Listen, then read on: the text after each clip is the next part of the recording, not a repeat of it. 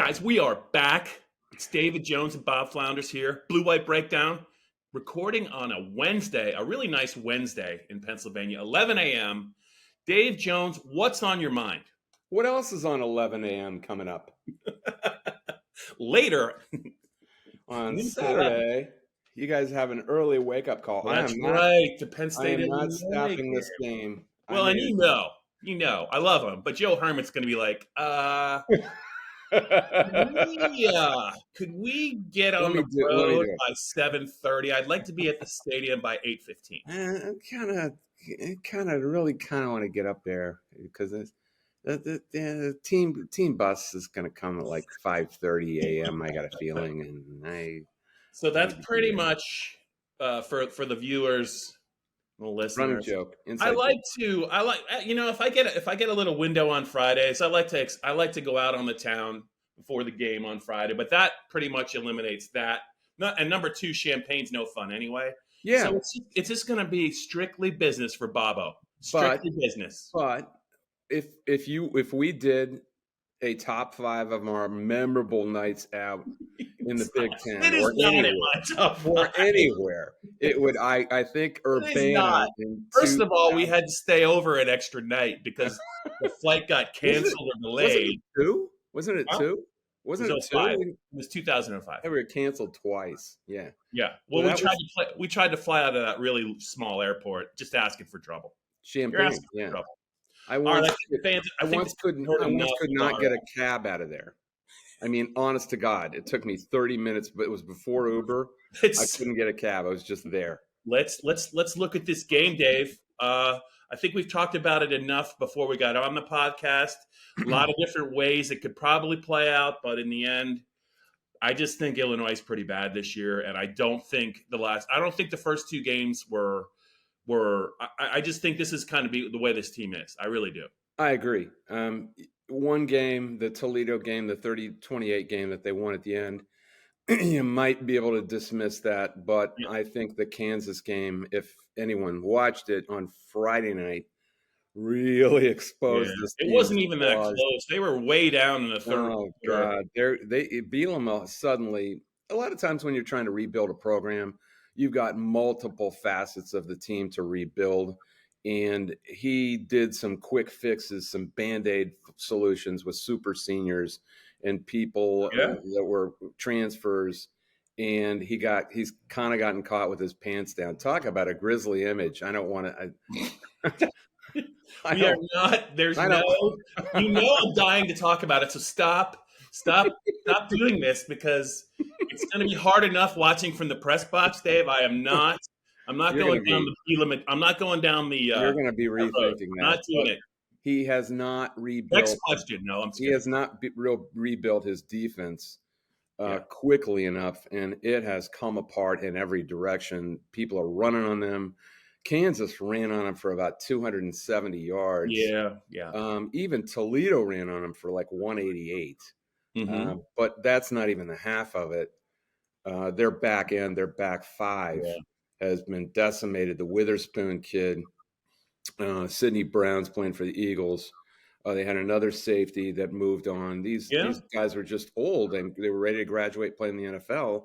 Yep. And he has not replaced them, and it's bad, man. I'll tell you what I didn't know. I didn't know anything about that Kansas quarterback. Did you watch that? I mean, I didn't have time to watch it, but just reading the stories, that's a good player, and that's a team that can win some games this year. Yeah, and you know who told me about Kansas this year? And I'll give you a hint. Got a team for you, Bob. Is he still? Is Nick Horvath still a very much of a prognosticator, fervent gambler? It's fervent the right word? I believe he is, and good for him. He told me about Kansas, but he didn't really tell me about Jalen Daniels, their quarterback. And I mean, he just destroyed Illinois' defense, left, right. He spread them out, and this is, I think, important because I don't think they run very well. And he's got kind of a 3-quarter delivery. He was zipping balls down the spine. He was flinging them out to the sideline. It was a classic field geography case where he spread these guys out, and I Mm-hmm. think Drew Aller can do the exact same thing Absolutely, he can. with He his can throw that weapon. deep out Yeah, to the field, and that's what yeah, James yeah. said. It really is a nightmare for defenses because with their athletes and they have to cover all the field, something's going to pop. And I think there's going to be quite a few plays that pop. I am just Dave. I'll tell you one of the things I'm anxious to see, and I don't think it's really going to. It shouldn't have a major factor in the outcome, but the individual battles between some of Penn State's offensive linemen and those two Illinois defensive linemen that I think are really good. I think that's going to be something I'm going to watch because it's an indicator of how far this Penn State offensive line has come, or maybe an indicator of how far they need to go. Because Newton and the other kid, Keith, I forget his last name. He's a really good player. I think it's Keith It's Randolph. Randolph. Yeah, yeah. Yeah, they're two NFL caliber players. Newton is one of the best defensive linemen in the Big Ten, and I'm actually anxious to see that. I just think that it's a really good test for a number of different Penn State offensive But linemen. they kind of line those guys up wide, and the interior has just been No, but I'm people are saying just like a guy like Olu. I mean, a guy like Olu or a guy yeah. like Caden Wallace. Those guys. I mean, they haven't been tested. No one's been tested the first two games for Penn State. So I think that's something I'm going to be looking forward to seeing. But you're right.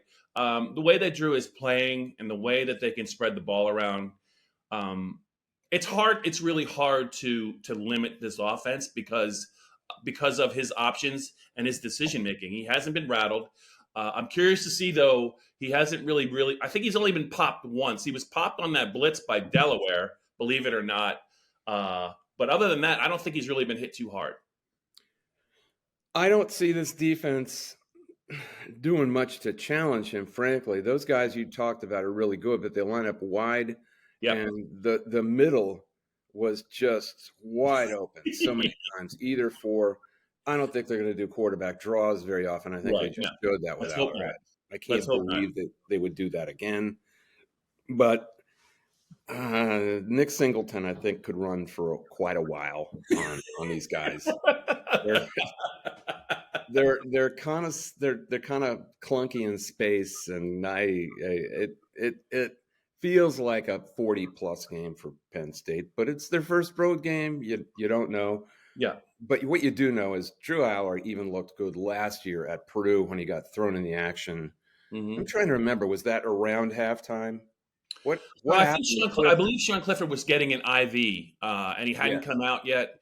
He was. I think it was a really warm night, and yeah, we saw Drew warming up, and we're like, not again. I was thinking about the Iowa game in 2021, Yeah.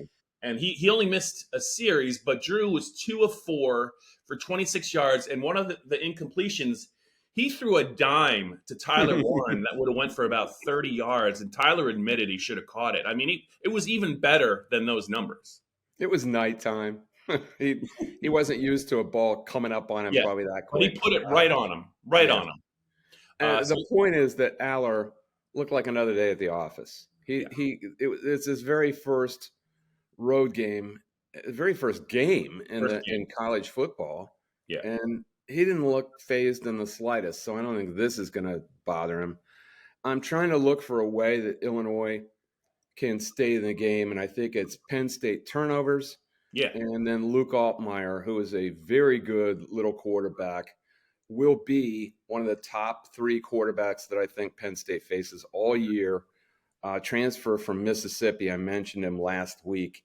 And I mentioned him in the Power Poll a couple weeks because this guy is very resourceful. He's kind of got a Trace McSorley vibe about him. And he can move in the pocket, keep his eyes upfield, and hit big plays. And he's done that to Isaiah Williams and a couple other guys. They have the ability to score points on Penn State, and I think they will, but just not enough to keep up. But I really like Altmaier. I think people are going to get a kick out of watching him as long as the game's not too close. Dave, I'm trying to figure out which Big Ten fan base is going to be annoyed. So you got McCarthy, McCord, and Talia. So who are you putting them over? Have you watched McCord? I have. He's a former 5-star. I'm just saying. He's got a gun, but I Yep. haven't been overly impressed. So it's going to be the Ohio State fan base that's going to get annoyed with you. Okay, I'm I just checking. suppose. Who cares? They're annoyed about everything all the time. One thing I'm Anyway, I only have to make the top 3. yeah. Well, That is 3. yeah, that is 3. Yeah. So you're putting him over McCord. No, I don't have to put him over either one. I can put him behind both, and then he's still in the top 3. No, he's not. McCarthy, McCord, and Talia Tagovailoa. Oh, I didn't hear you say Talia. Okay. Yeah. Sorry. Leah. Yeah.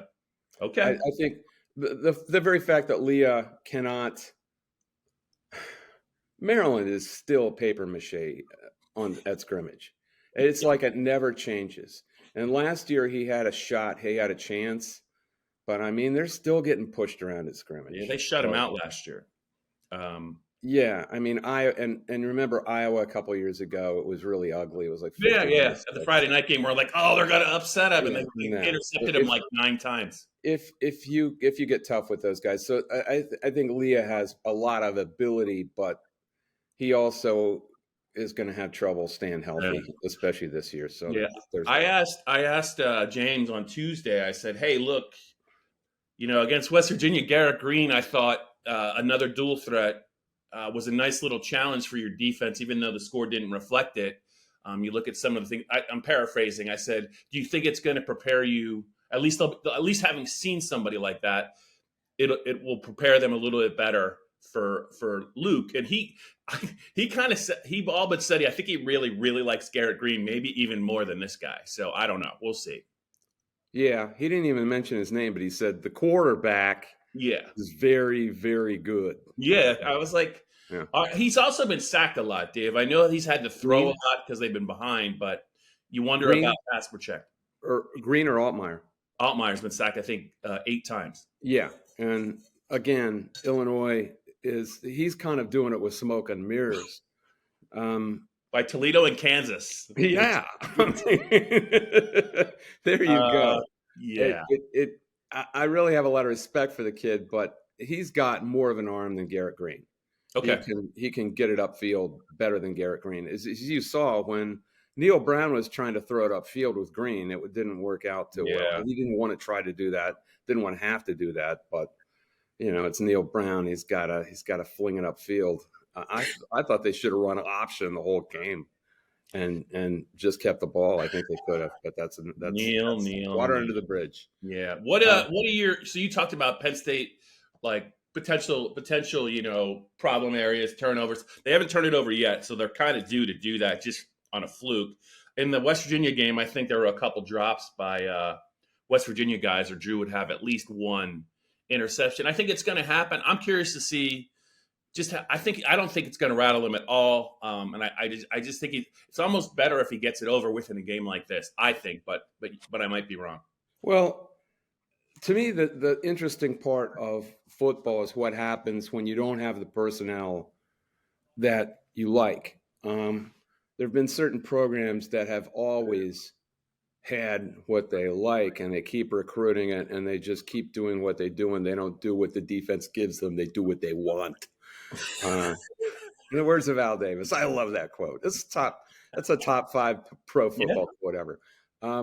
For instance, Wisconsin this year is trying to kind of transition. Luke was trying to transition to some sort of air raid light. Not going well. It ain't working at all.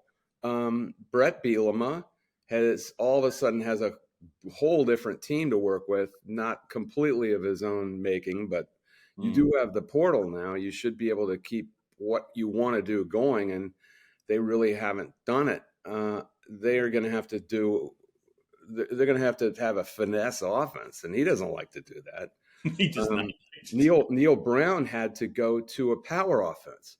He doesn't like to do that. I think the best coaches can adapt to whatever they have. So we're going to learn a lot about Bielema on Saturday. Yeah, I agree. I'm Dave. I just think another thing I'm looking for is my feeling is that Penn State could have an opportunity at some point in the game, maybe in the fourth quarter, to get a look at some of their younger players again. And boy, You're awfully confident here. I said in the fourth quarter, man. I said in Yeah, the fourth well, that quarter. means it's not a close game in the Yeah. fourth quarter. Well, the line's 14. I mean, I think it's going to be. Spoiler alert: I like them by more than 14. But Spoiler alert, I do too. But I just you're think putting it they. out there. Yeah. I just think that Penn State's defensive depth is good, but at some spots, I think I wouldn't be surprised, a couple games down the road if there's a changing of the guard at some of the backup spots, and I think that will improve the team. One guy, the guys that I'm really interested in are Tony Rojas. I've said it before. I like King Mack a lot, and even the corner Elliott Washington.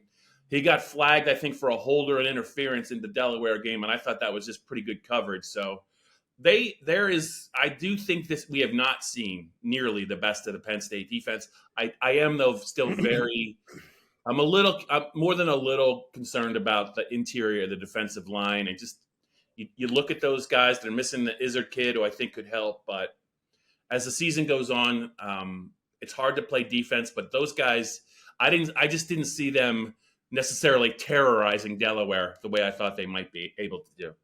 Yeah, and I don't. This is the problem. I don't know if Illinois has the team to exploit that. Yeah, like they would have certainly the last 2 years. yes. They've got a decent back in Reggie Love, but he's Yep. not like a 30 carry power back like Brown was. And I don't know that their push is as good as it used to be. Altmaier could run, and he could run the A gap keeper, but he's not big either. They really don't have the team to exploit that. So we might not get that answer this week. We might get it against Iowa. I looked at that Delaware touchdown run and I was like, boy, that was a big hole, wasn't it? That hole was way too big. Well, those were two backups at defensive end and I think there were some backup linebackers and maybe a defensive end or two. It was not the first team in its entirety, and it kind of showed it. I think it got James's attention. I know it got Manny Diaz's attention because there's going to be times later in the year when they're going to have their second teamers in, and they're going to need to play a lot better. Yeah, and they're going to have different second teamers in probably. I mean, we don't want to. I don't know if you want to name names here, but I mean, they're trying out some guys to see what they can do, and they found out in not a great way. But then you move on to Dave. It's the classic. The first year guys have more talent. The guys that are in there now know the defense better and allegedly know where they're supposed to be. But at what point in this season, is there going to be a moment where the more talented guys get comfortable and know all the intricacies of Manny's defense? And when that happens, I think that's when you could see maybe a little bit of a changing of the guard. And I think you're talking about Rojas here, aren't you? I mean, you really like Rojas, even King Mack. I just think that King Mack, the way that he flies up there and runs support, his speed, he can cover. You can't have enough guys like that on the field. And if a guy like he becomes valuable, like in the West Virginia game when Garrett Green. The defensive ends came up the field too fast and the linebackers wouldn't break down. He gets into the secondary. Well, instead of a 15-yard gain, a guy like King Mack, if he's looking at that quarterback, it's a 6 or 7 yard. I just think that James is a big speed guy and he's got it a ton of it. And I just think that the way he flashes makes me think that it's not just going to be special teams for Rojas and King Mack on defense this year. Sometimes the problem with fast guys is they get where they want to go too quickly, and it's not where they need to go. Yeah. They get out of there. They're not gap attentive, as Franklin is so gap sound. They're not gap sound, and he went right to that phrase talking about that run. You knew exactly what he was talking about. If you look at that gap, I mean, that was a gap, and there was nobody home.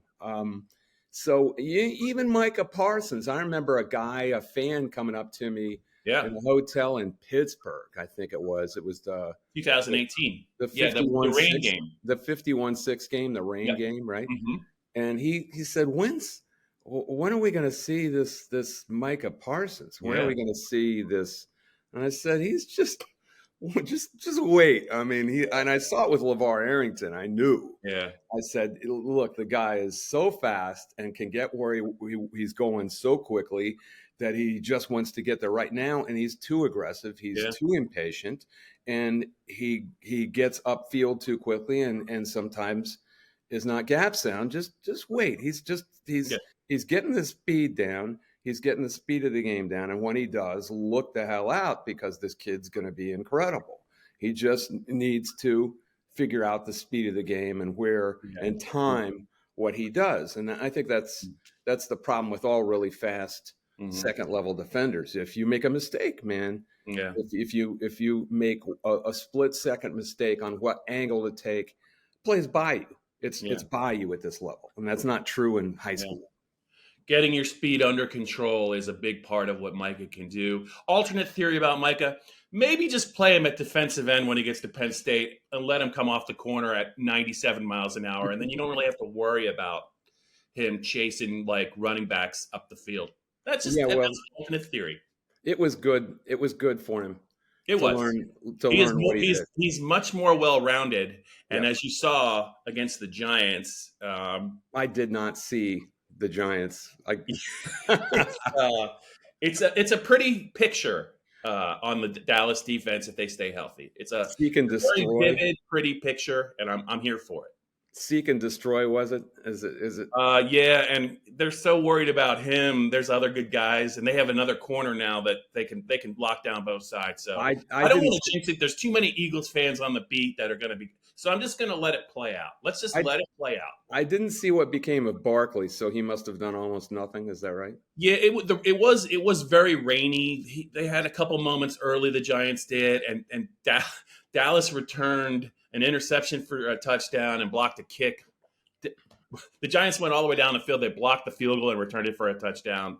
And then after that, it was like you don't want to get behind Dallas by too many points. There's not a lot you could do. Well, you could say the same thing about actually Penn State's defense when they get in trouble over the years. Like 2 years ago, Sean was hurt. They scored 10 points, and that was it. And they couldn't get a big enough lead to discourage Illinois from running that. Do you think you're going to see that 7 or 8? I guess we're not going to see that 7 offensive linemen set. I don't think he's got enough offensive linemen, but that was must-watch formationing by Brett in that game 2 years ago because it was so simple, and they couldn't do anything to stop it. Well, they also don't have Brown anymore. Where did Brown go? I can't remember. No, he's a Bengal. He made the team as a 5th-round pick. He's behind Mixon for now, but I think they like him. Very good player. The other kid who ran for 140 yards is a true freshman, most ever yards by an Illinois true freshman, McCray, is still on the team. I forgot. He's still on the team. He's still big, but they've never really been ahead in the game to really pound with him, and I think he's got very limited carries. Well, Chase Brown was resilient. He was great.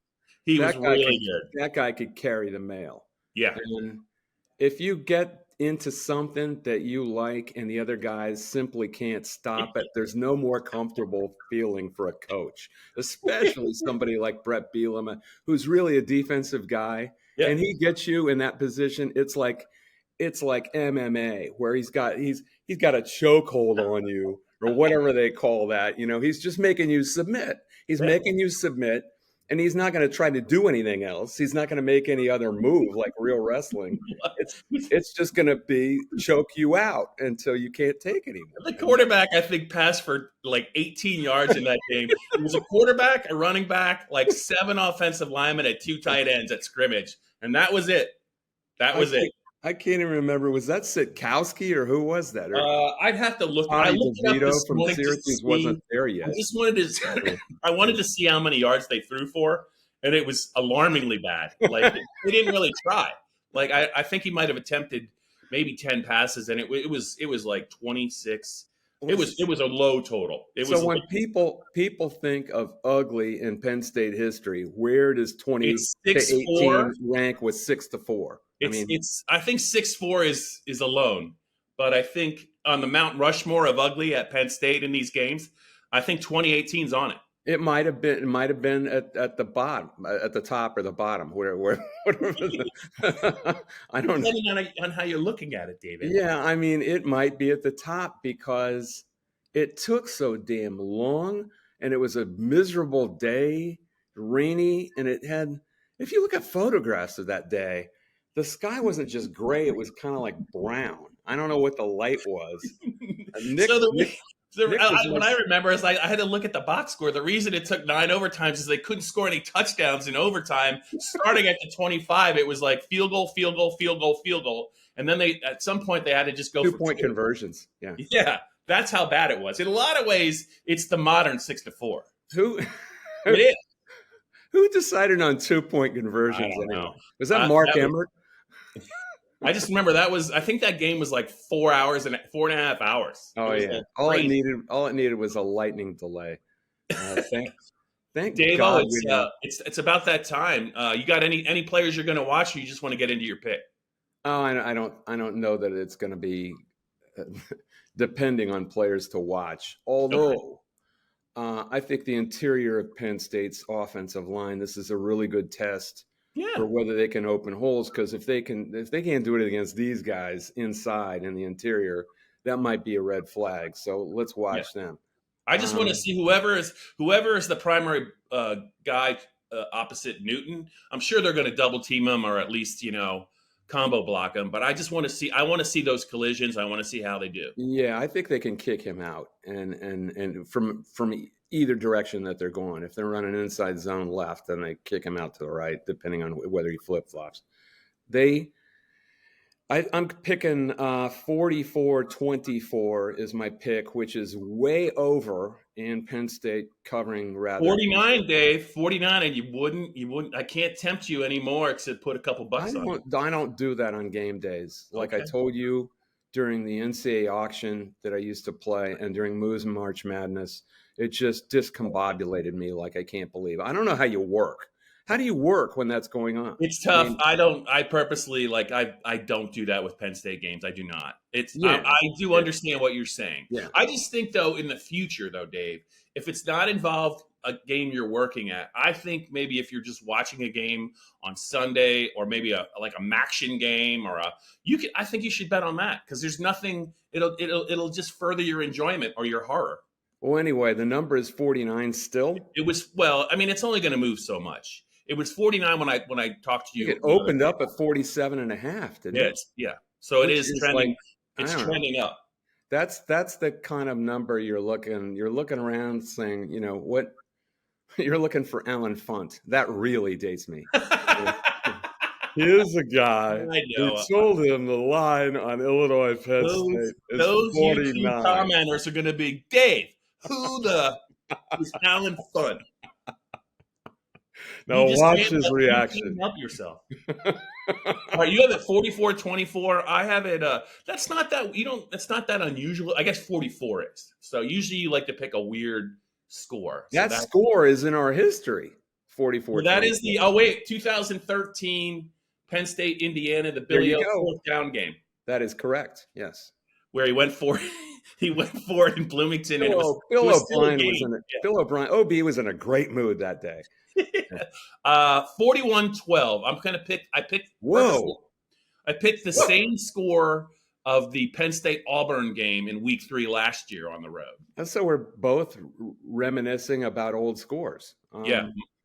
Did you hear my Tim Curley there? That's pretty emphatic, Bob. I mean, 41-12. I think Illinois is going to score more points than that, which is.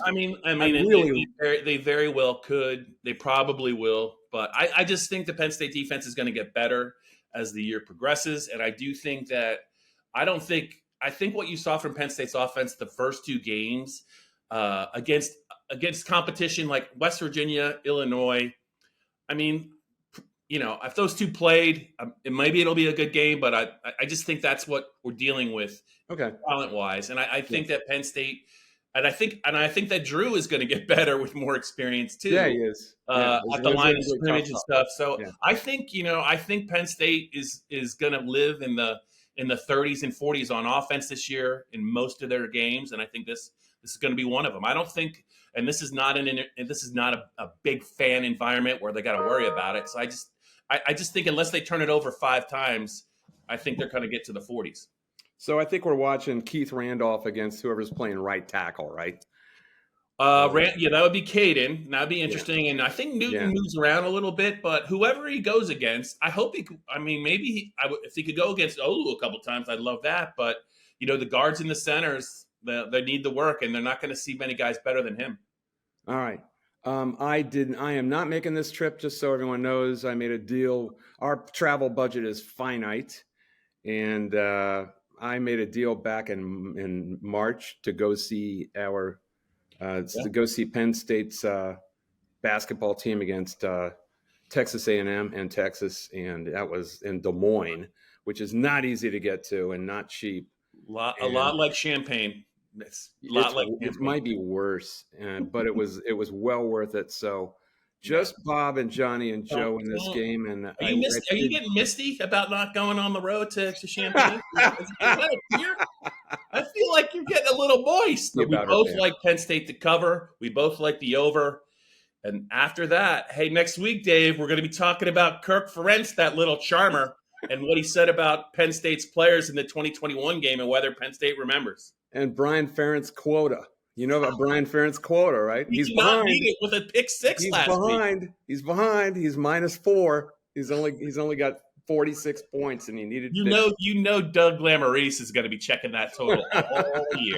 He's probably got a big chart up. He's just waiting.